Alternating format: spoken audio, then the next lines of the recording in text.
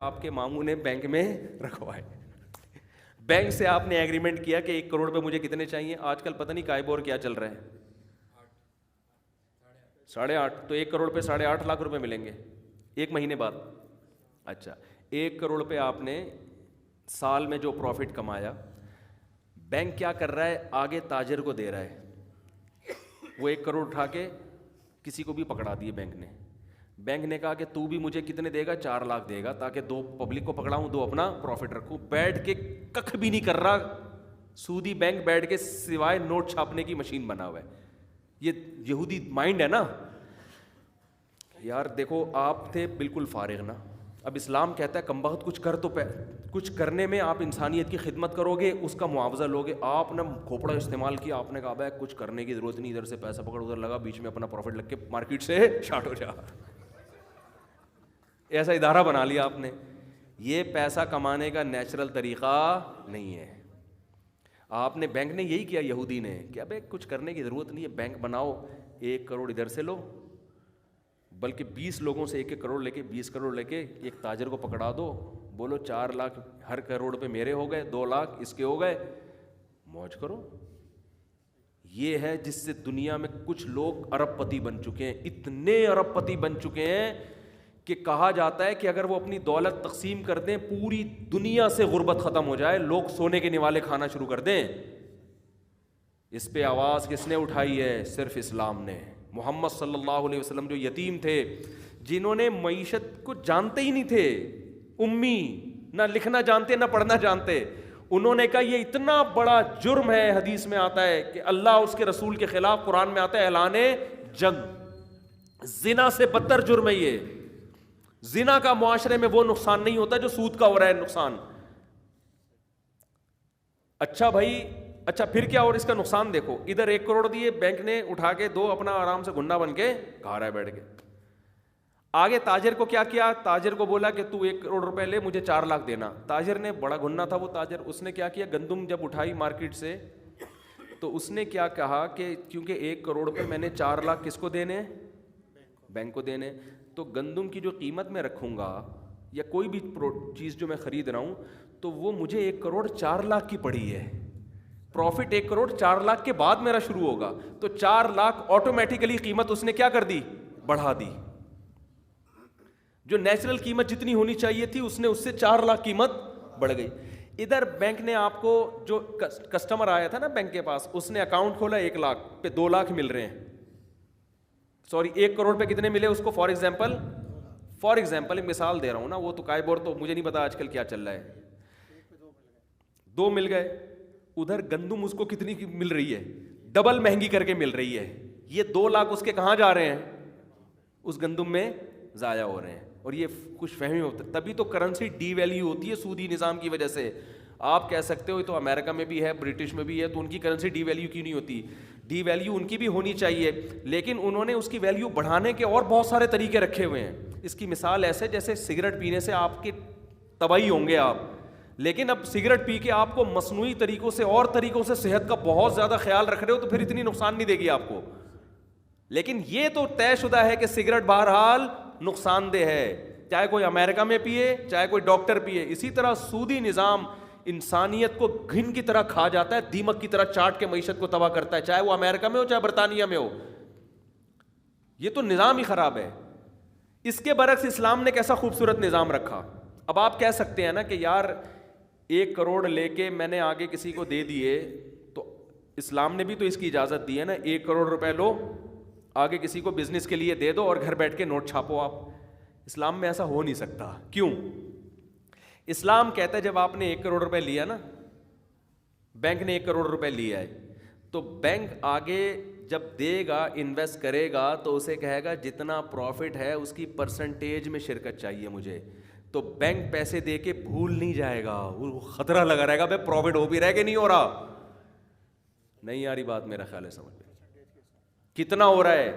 وہ ایسے کاروبار میں انویسٹ کرے گا جہاں اس کو پروفٹ کا یقین ہوگا. تو یہ جو رسک لیتا ہے نا آدمی، یہ بھی ایک قسم کی محنت ہے. یہاں تو ادھر اڑا ہے، ادھر دیے، ادھر اس کو فائدہ ہو نقصان ہو میری بلا سے، مجھے 1 کروڑ پہ 4 لاکھ چاہیے. تو پہلا فائدہ کیا ہوتا ہے؟ اسلام نے مزاربت رکھی ہے. مزاربت میں یہ ہوتا ہے کہ آپ جب پیسہ لگائیں گے تو متعین رقم نہیں ملے گی.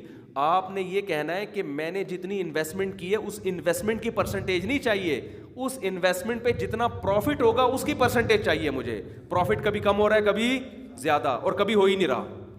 اور اسلام نے ایک بہت اہم اصول بنایا کہ نقصان ہمیشہ انویسٹر کا ہوگا. مزدور کا جو محنت کرنے والا ہے وہ پروفٹ میں تو شریک ہوگا, نقصان میں ایک کوڑی کا بھی شریک نہیں ہوگا وہ. تو سارے فائدے کس کو دے دیے اسلام نے؟ مزدور کو دے دیا نا. نہیں آ رہی بات میرا خیال ہے. دیکھو 1 کروڑ روپے آپ نے لگا دیے, مزدور کو دے دیے جتنا, وہ سب پیسے برباد, پروفٹ ہی نہیں ہوا. وہ آگے حضرت اس کا تو کچھ بھی نہیں گیا, وہ پہلے بھی ایسے ہی تھا, آپ کا جنازہ نکل گیا.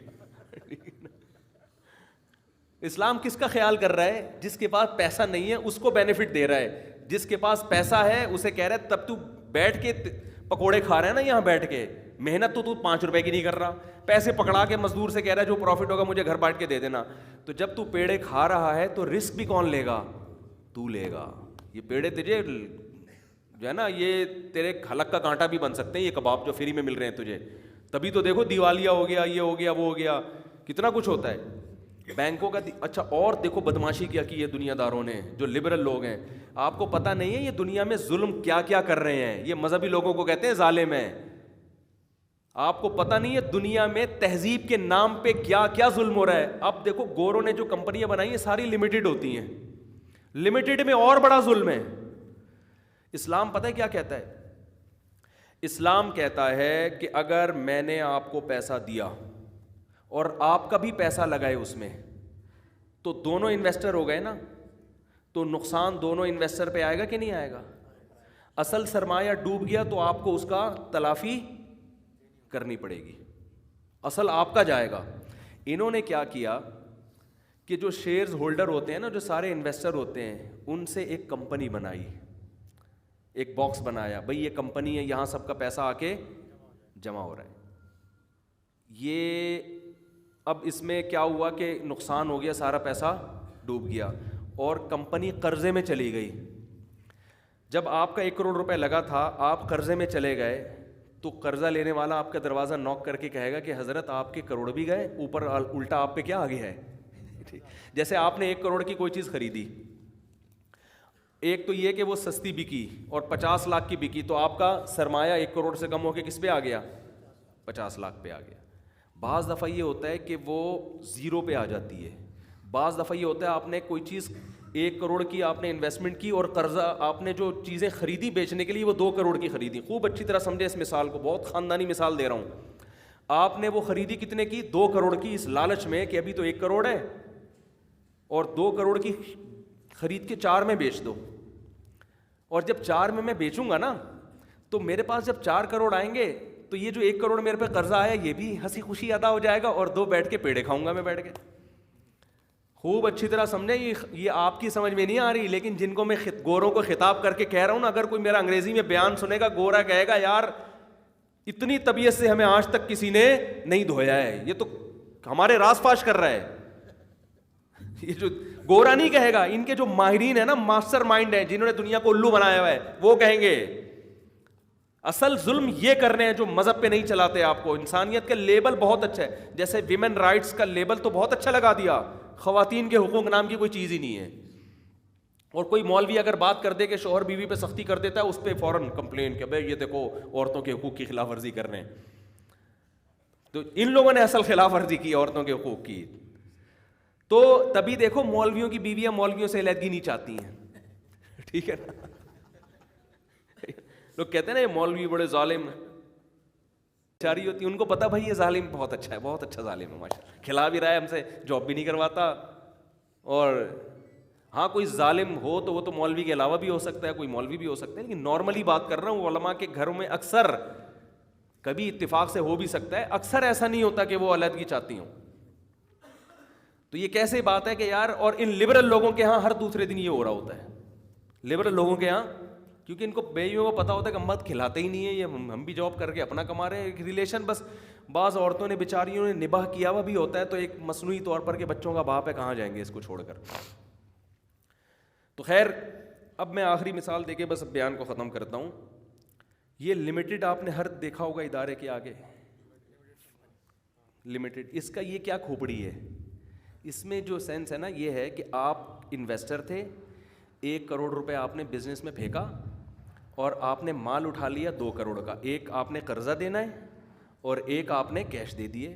قرضہ آپ نے کہا ابھی تو نہیں ہے، لیکن یہ 4 کا کسی کو پہناؤں گا میں، 4 کروڑ کا 2 وہاں سے آئیں گے جن میں ایک میں قرضے میں دوں گا اور ایک میرا بیٹھے بیٹھے ہنسی خوشی زندگی گزاروں گا. انہوں نے کیا کر دیا؟ کمپنی کو لمیٹڈ کر دیا کہ کمپنی کے جتنے سرمایہ ہے نا اس کے بقدر کمپنی نقصان کی تلافی کرے گی. کمپنی ڈوب گئی تو جو شیئر ہولڈر ہیں، کمپنی کے اونر ہیں، ان کا گھر کا دروازہ کھٹکھٹانے کی وہ اپنی پینٹ سے کسی کو پیسے نکال کے نہیں دیں گے. ہائے ہائے ہائے ہائے ہائے ہائے ہائے. کیا مطلب؟